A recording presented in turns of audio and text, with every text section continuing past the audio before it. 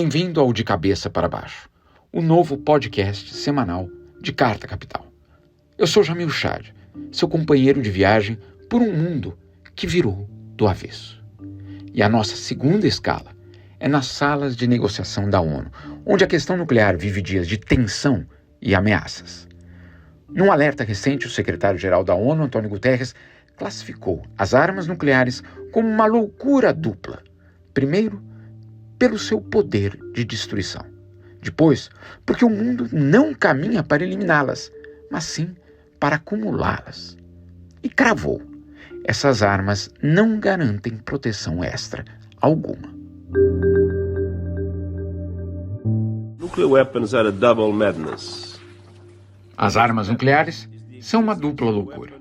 A primeira loucura é a existência de armas que podem exterminar populações, comunidades e cidades inteiras em um único ataque.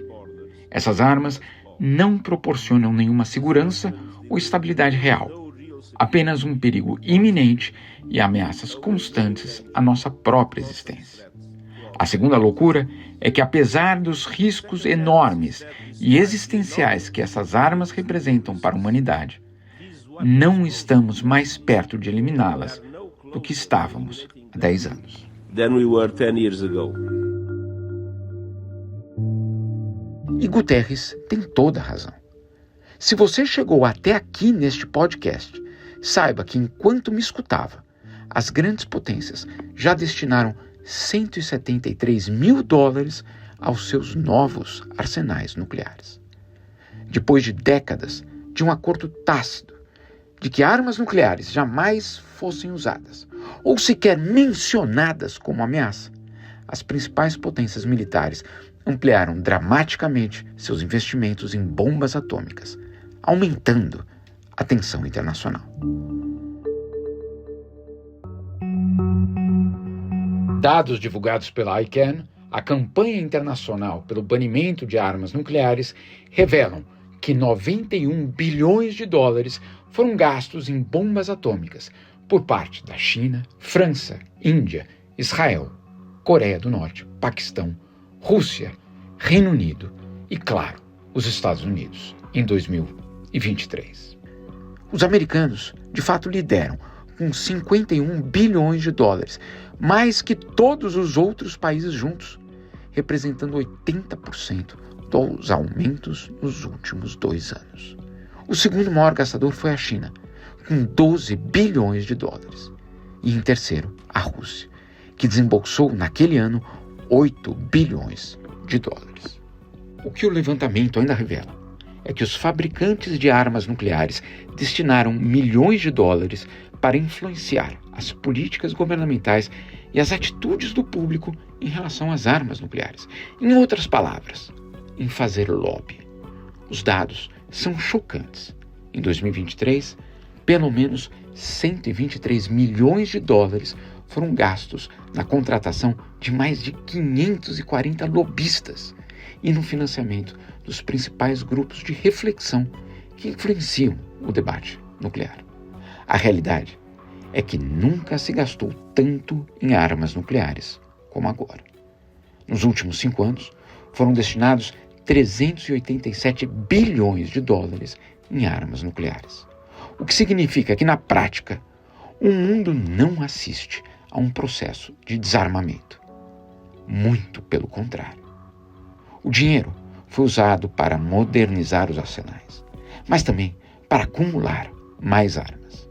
O inventário global aponta para um total de 12 mil ogivas em janeiro de 2025, 90% das quais nas mãos de russos e americanos. Dessas, cerca de 9 mil estavam em estoques militares para uso potencial.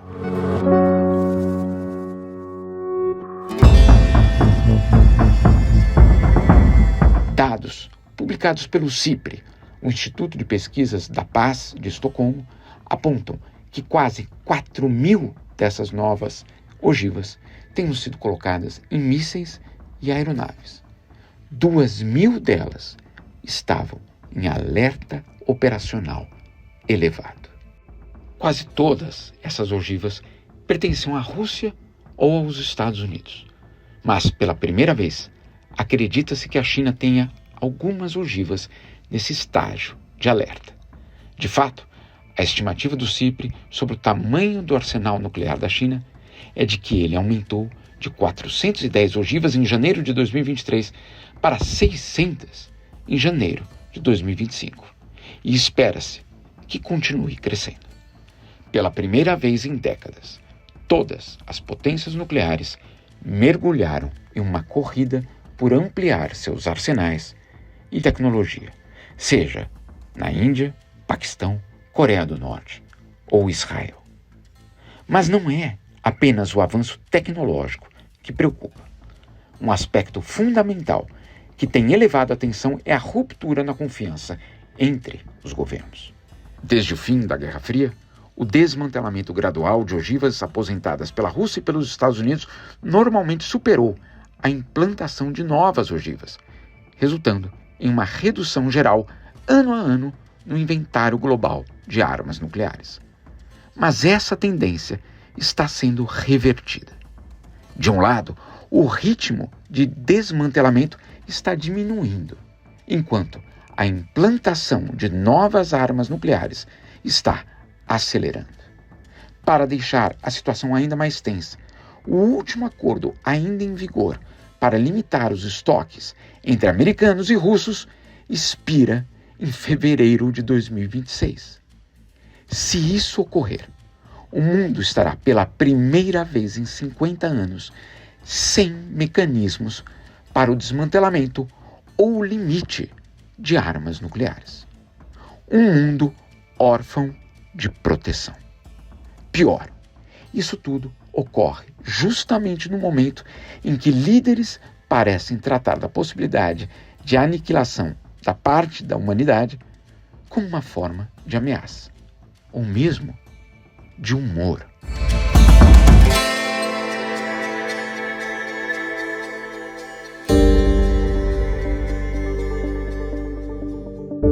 J.D. Vance, o vice-presidente americano, contou como Trump, numa conversa tensa com um líder estrangeiro, colocou o telefone no modo silencioso e falou: nuclear.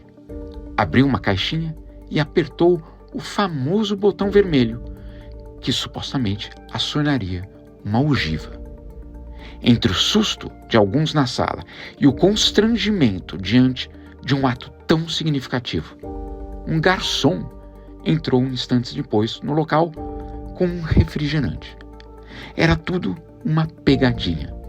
O botão chamava a Copa. So we're talking to this foreign leader.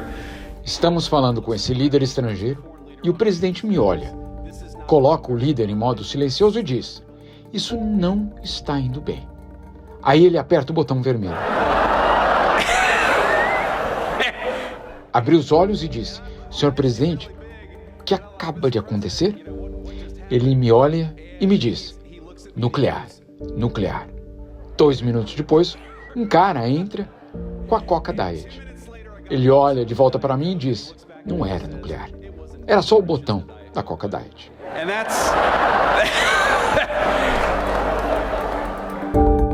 Do lado de Putin, tudo indica que também existe um fim do tabu sobre as armas nucleares.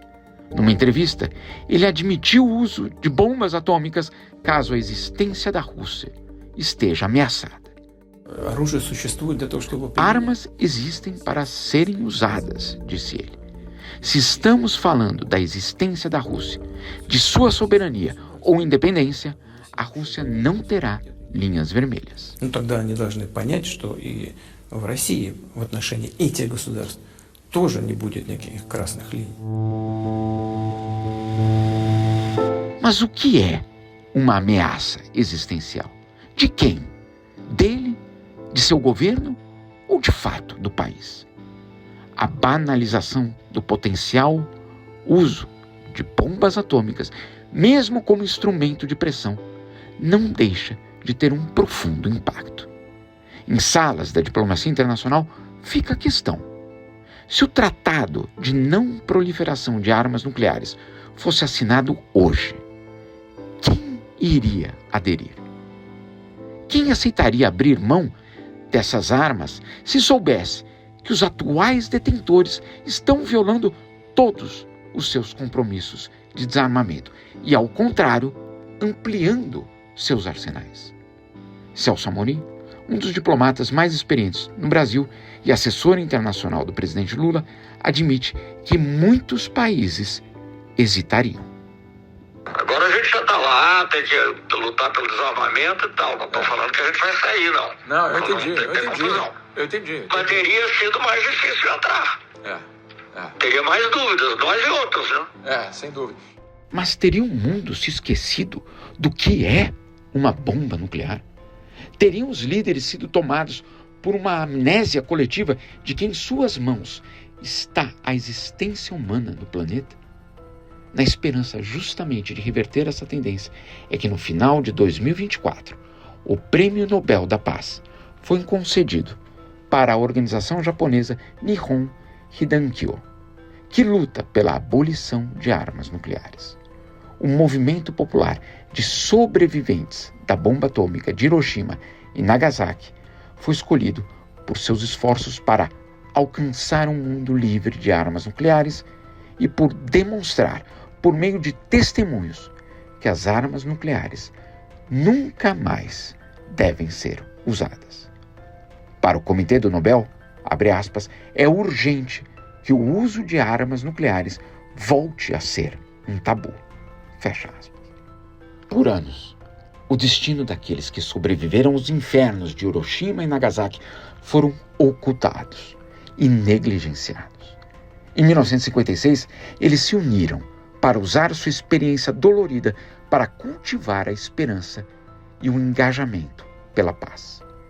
Esses sobreviventes nos ajudam a descrever o indescritível, a pensar o impensável e a compreender, de alguma forma, a dor e o sofrimento incompreensíveis causados pelas armas nucleares.